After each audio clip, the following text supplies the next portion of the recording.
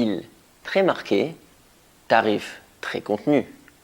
La Nike Retention 4 est-elle intéressante? Nous allons voir ça immédiatement. Salut les sportifs, j'espère que vous vous portez bien.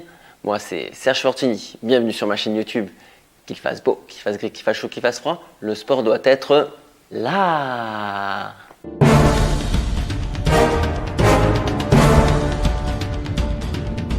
La Nike Renew Retaliation 4. Sacré nom pour une chaussure de sport. Je l'avais jamais testé jusqu'à là, ce modèle. Cette version 4, je l'ai prise parce qu'en fait, tout simplement, il y a ce gros strap. Le strap, il est stylé. Voilà pourquoi je me suis dirigé sur ce modèle. Et également, ce qui m'a interrogé le plus finalement, c'était son prix. Son prix qui est aux alentours de 80 €. Si tu cherches un peu sur le web, tu vas la trouver beaucoup moins chère. Donc, est-ce que tu peux faire du fitness? Est-ce que tu peux faire du crossfit avec une chaussure si peu chère? C'est ce qu'on va voir immédiatement. Go! Si cette analyse te plaît, n'hésite pas à mettre un pouce bleu, à t'abonner à la chaîne et activer les notifications. Je commence par sa construction. La tige est dans un tissu un peu mèche, assez classique, je dirais banal. On dirait que tu vas faire une basket des années 90. Ça fait le taf, c'est respirant, c'est souple, ça a l'avantage d'être même très souple. Il y a un mélange de plusieurs matières au centre de la basket avec ce fameux gros strap. Allez, j'attaque le sujet, le strap, est-ce qu'il sert à quelque chose?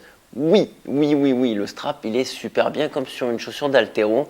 Il vient t'englober le médio-pied, il est relativement confortable et malheureusement il n'y a pas assez de réglage sur celui-ci.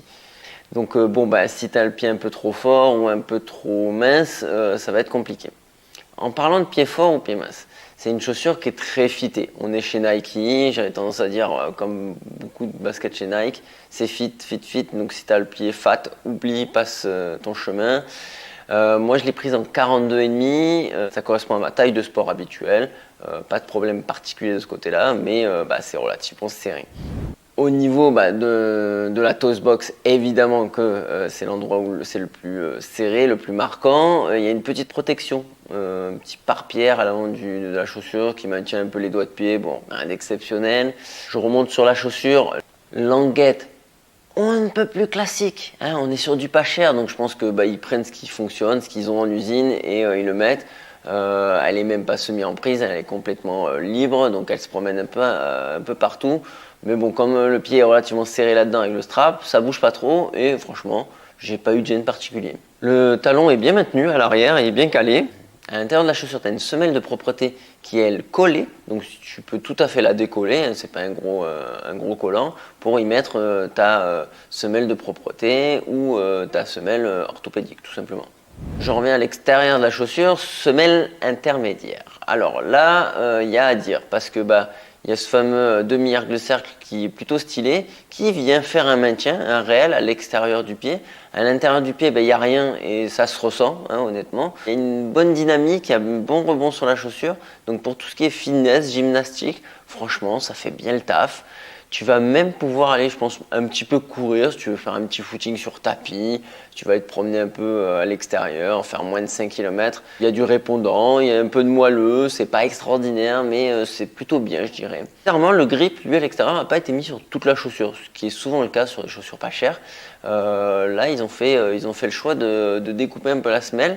C'est du bon et du mauvais, c'est-à-dire que c'est le style que tu retrouves sur toutes les chaussures de running actuelles pour gagner du poids et gagner de la matière. Donc on y vient, moi je pense que sur cette chaussure c'était plus pour gagner de la matière et pour gagner un peu de flexibilité. Mais là un peu trop parce que là du coup quand tu penches côté crossfit, côté haltérophilie, dès que tu vas mettre de la charge, il y a tout qui s'écrase un petit peu, tu as une perte de stabilité. Donc dès qu'on est sur de la tête moyen, je dirais, avec un peu de charge, là c'est là où la chaussure elle atteint ses limites. Hein. Par contre, elle a un très bon grip, quelles que soient les matières, bitume, parquet, ça fonctionne très très bien, les caoutchoucs Nike. Jamais trop de problèmes, on va dire, avec celui-ci. Donc voilà, j'en ai déjà fini, ça a été vite hein, cette chaussure. Petit prix, petite vidéo. Non, ça c'est des conneries.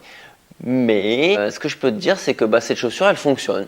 Le résumé, c'est que Tu peux l'utiliser pour du fitness, tu peux l'utiliser pour du crossfit, pour du petit jogging. Elle va être très très bien pour des débutants. Peut-être pas de la course à obstacles, on va pas exagérer, peut-être pas pour du trail.